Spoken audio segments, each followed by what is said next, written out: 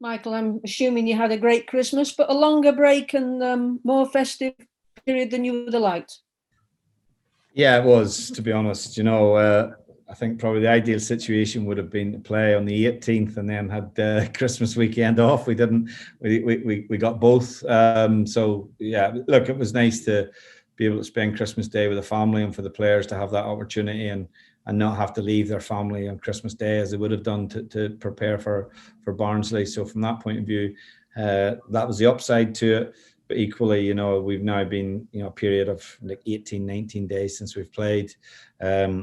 Reduced training time because of the numbers in terms of having the squad together. So it's been a little bit challenging over that period as well. But I think, we've had the squad together now the last 4 days and, the work's been good and we're ready to play tomorrow. Those carrying knocks will obviously have benefited from the rest, and the long-term injuries it won't have made any difference to at all. But normally you'd say maybe up to 10 days would be a great time to get freshness. Do you feel that you lose match fitness after that? I don't think so. I think there's always a risk over 10 days, from a conditioning point of view. But the players have come in, they're in really good condition. We haven't seen any deterioration in that. I think probably because of the stage of the season we're at, they've kind of got a really solid base. They basically played half a season as opposed to possibly happening, maybe earlier in the season or, and I think in a pre-season situation, you may find that players would need to play catch up in that situation. So don't envisage. I haven't seen any difference in the training. The training's been a really good intensity the last 4 days, and hopefully, as I say, we don't suffer any after effects from a intensity or energy point of view in the game tomorrow night. Well, Derby had a good win against West Bromwich Albion. In fact, they're looking for their third straight win, and they're clearly fighting, as you would expect, to the end. Given the break, you need to hit the ground running again, don't you? Definitely. We watched the game against West Bromwich Albion. Great 3 points for them. They showed, I think, a big characteristic of why they've managed to do what they've done this season. We don't really regard them as a team at the bottom of the league. We regard them as a team, on I think 26 or 27 points. We showed the players that this morning. We said, look, don't be fooled by the league table. That this team has been one of the best defensive records in the league. I think possibly the second lowest goals conceded after West Bromwich Albion. So it's been a big platform for them to make life difficult. They've had a lot of draws as well. So clearly, that foundation of being a team that's difficult to beat has helped them this season, and possibly because of the situation that they find themselves in, which is very difficult, they maybe play a little bit more relaxed, because I think the expectation is that it's almost been an impossible situation they've been given to get out of, and so they can go into games a little bit more relaxed, and that's possibly translating into their performances as well. Coming up to the halfway point of the season, if someone had said to you way back in August that you'd be in or around the top 6 all the way through, you probably would have taken that, even though maybe looking back you'd expect a bit more. Yeah, I think so. You never know what the season will throw at you in that period, and certainly in the early part of the season, our form was extremely good. I think we've probably been a little bit more inconsistent probably in the last maybe 2 months, but equally, if you look at that, we've not played now since December the 11th either, and in that period, we've suffered some serious injuries as well that haven't helped us, and obviously now the COVID situation. So things that we have to deal with as a squad, we have to deal with those as a club, but we know that the situation is very much in our own hands. We're in a good position. We have to win the games that have been postponed. We have to get back to winning home games, which is very, very important. In the early part of the season, our home form was excellent, and that'll be a big factor in obviously where we finish at the end of this season. So for us, the second half of the season starts tomorrow, and the focus is there to make sure that we have a really strong second half of the season. You talk about your home form. You've won one of the last 5 at the Best 365, but on balance, to balance that out, you've won 3 of your last 4 away games, and I think you've conceded 2 goals in the last 7 and kept 5 clean sheets. So Is this a sign of, with all the injuries that the team have had, that you're probably better away as a counter-attacking team, and may that influence how you play in the home games? Yeah, I think we've probably benefited from that away from home. We've been able to maybe sit a little bit deeper, maybe let the opposition have the ball a little bit more, and in terms of how we go and press the game. I think that's determined by personnel as well. But equally, we're conscious that we have to play on the front foot at home, and that's the most important thing. And you know, I didn't think we did that enough in the Middlesbrough game. We reflected on that. We went through that with the players. You know, can we get more pressure at the higher up the pitch? And you know, these are all things that we've worked on since we've had the squad back together again. But for me, like, you know, your home form, you have to take, you know, be on the front foot. You have to take the game, and you know, try and control the game, and take the initiative in the game. And that's something that obviously we've emphasised again in terms of the level of performance in the home games. If you look at Blackburn, we were decimated. I didn't feel we played well on the day, but there was very little between us and Middlesbrough in the game, if anything. And you know, both teams had a couple of chances each, and equally, you know, they're a team that are competing for a playoff position like ourselves. And who's to say not more if you have a strong second half to the season? It's grueling at the best of times to push for the top in any league, and you need a certain amount of, well, you need a lot of mental strength. With the situations with COVID and the injuries and the youth in your team, how difficult is it going to be for that mental strength to continue throughout the second half of the season? I think it is. It's always a challenge, you know. The players that we have, we still have a lot of players in our squad who are, I wouldn't say they're seasoned championship players at this minute in time. They're coping with this level, and some are arguably even excelling at this level as well. But you know, they don't have, you know, 200-300 games under their belt in the championship, but they have to adapt to it. And this is, you know, to first of all survive at this level as a player, and then to push on from this level of player. These are the demands that are on you, and a lot of it is mental. It's mental fatigue as well. It's being able to turn yourself around every, you know, 3 days and play again and keep your level of performance up. That's the challenge to all the players. We can obviously shuffle the pack a little bit with the team and rotate players a little bit, less so now because of the injuries we have. That's the biggest problem, I think, with the injuries, is not only obviously the players that you lose, but it restricts you in terms of being able to change personnel, particularly when you have really busy schedules. So that's the challenge that we all face, and the players have to be ready to deal with that. Us as a staff, we're ready to deal with that, and you know, we look forward to the second half of the season. And I think that, you know, the attitude in the club's good. There's a lot of positivity within the club here, and we believe we're in a position to make a real challenge. Well, you talked about injuries. What are we like injury-wise and with COVID? Well, the 10 COVID cases all are back. They were back training from Sunday afternoon, and I've trained since, and there's been no additions to that. The other players that we trained in that period was a shadow squad with, I think, 8 senior players in it, and a number of the under-23s with us.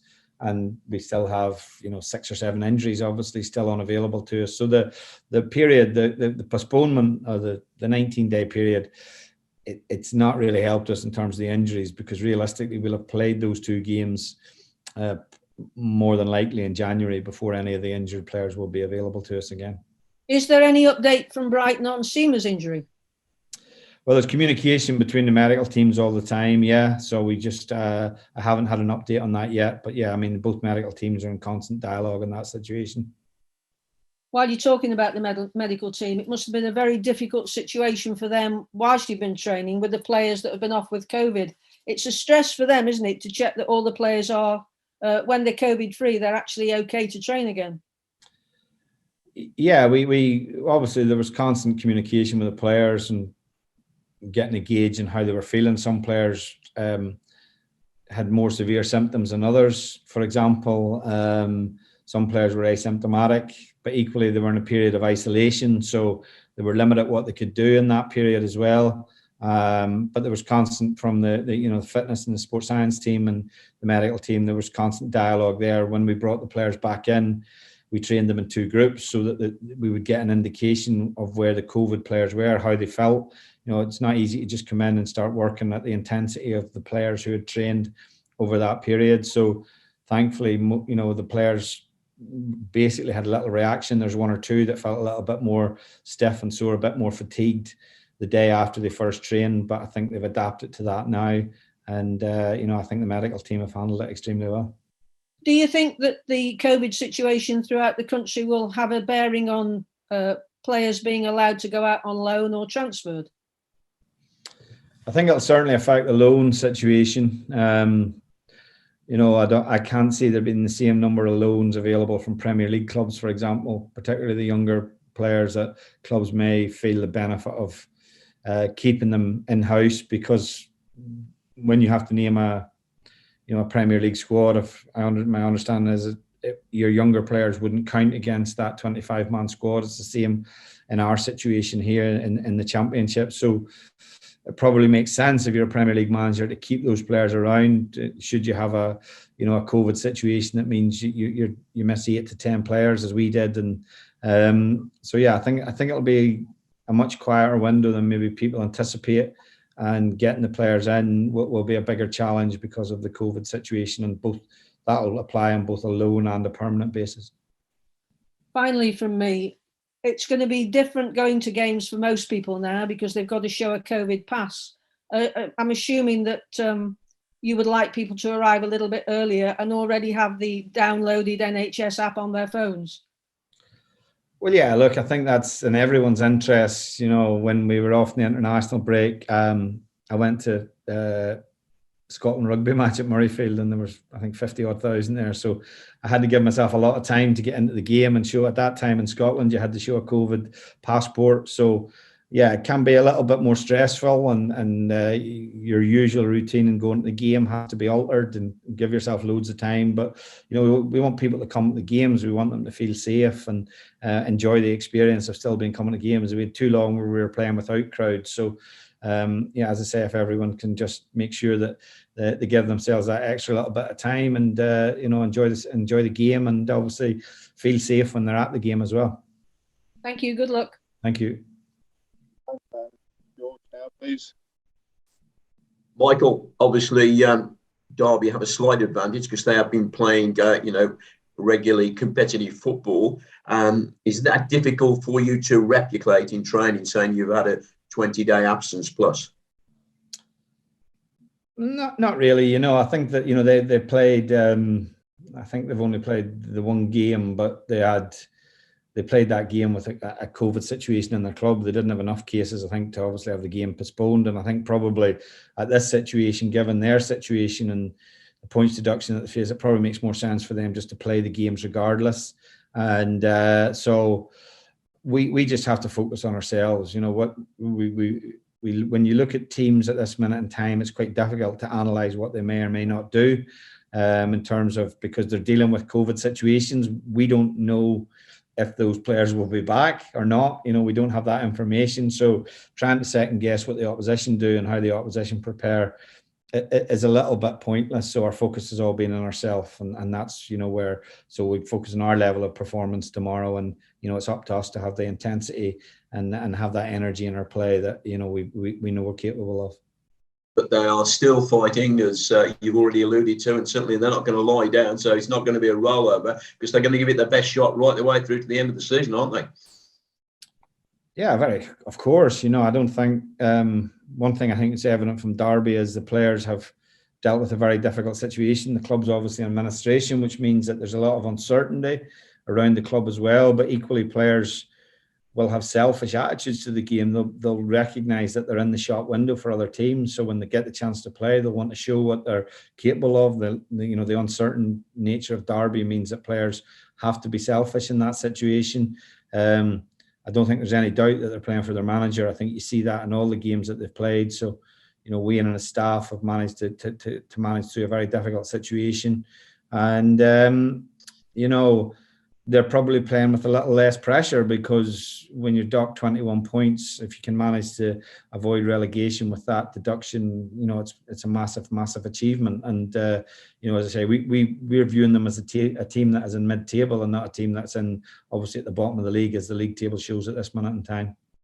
Certainly you wouldn't want any more postponements, and hopefully everything will be okay. You've already said it's all right from your camp, but certainly several of your current rivals, have taken advantage because they played games, Michael. Is it going to be difficult to play catch-up? And the suggestion is from the Premier League and the EFL that games should be played with 14 players. What's your point on that? What's your opinion on that?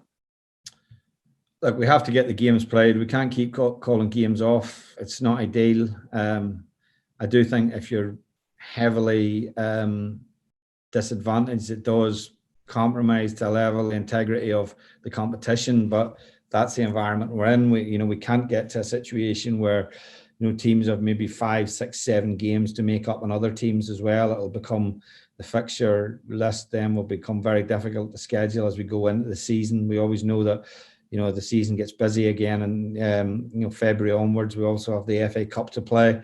So I think we have to get the games played. It's as simple as that. In the ideal world, everyone would be COVID free. That's that's clearly not going to be the case. And we just have to be prepared whatever the second half of the season throws at us. Finally, from me, how are the more serious injury players like Nick Powell making progress in terms of, are they making progress? Yeah, the progress is slow in that situation. We had Jordan Thompson was back out with the fitness team today on the grass, so he's the first player to be able to do that. We look at him as the most realistic player in terms of being the first to return to action. I think Jordan will be probably the first that will be available to us.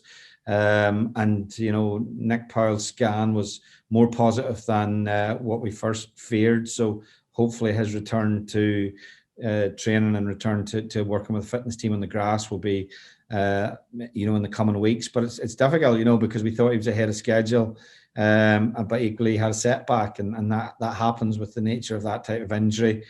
But the likes of Bursick and Sawyers in particular, we know that their return to action is more likely to be in March at some point. And but they're in good hands. They're working extremely hard. When you're injured, you do long hours and you get a few days off. So the players are focused on trying to get themselves back and fit as quickly as possible. Thank you. Good luck tomorrow. Thank you. George, Dave, anything from you? You've been saying that obviously games are going to start coming thick and fast, and not many sort of Saturday 3:00 kickoffs. I mean, you've got Thursday game now, you've got a Monday game, 2 Sunday games, and then 1 Saturday game, and then it's a Friday game, and then you're going to squeeze in the Coventry and the Barnsley game. That'll be like Wednesday games or something like this. As a manager, would you prefer to have a regular sort of like 3:00 kickoffs on Saturday afternoons, or does the unpredictability of it kind of loosen things up and stop things getting boring for players? I think, yeah, the modern player is more used to playing on much more variable times and days than it was when I played, and we just played Saturday, and so it's a much different schedule now. I think as a manager, your focus is on not the time of the game or the day it's played. It's about the recovery and the preparation is the most important thing, and that's where you're always challenged regardless of when the game is played. So for example, we possibly will face a situation in January where we'll have to play 3 games in 6 days twice because of the rearranged fixtures and the way the fixtures have been scheduled in January. So it's a little bit, with the Sunday Cup game, for example, we lose a day if we play then.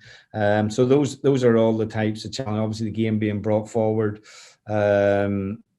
from Huddersfield means that we will lose a day in terms of preparation and recovery, with a midweek game possibly scheduled for that week as well. And that's really the frustration as a manager, and not so much the frustration, but that's the challenge rather than the actual, time of the game or the day it's played. It's more about, the turnaround time, the recovery of what you've put into the previous game, and, what time you have to prepare for the next one.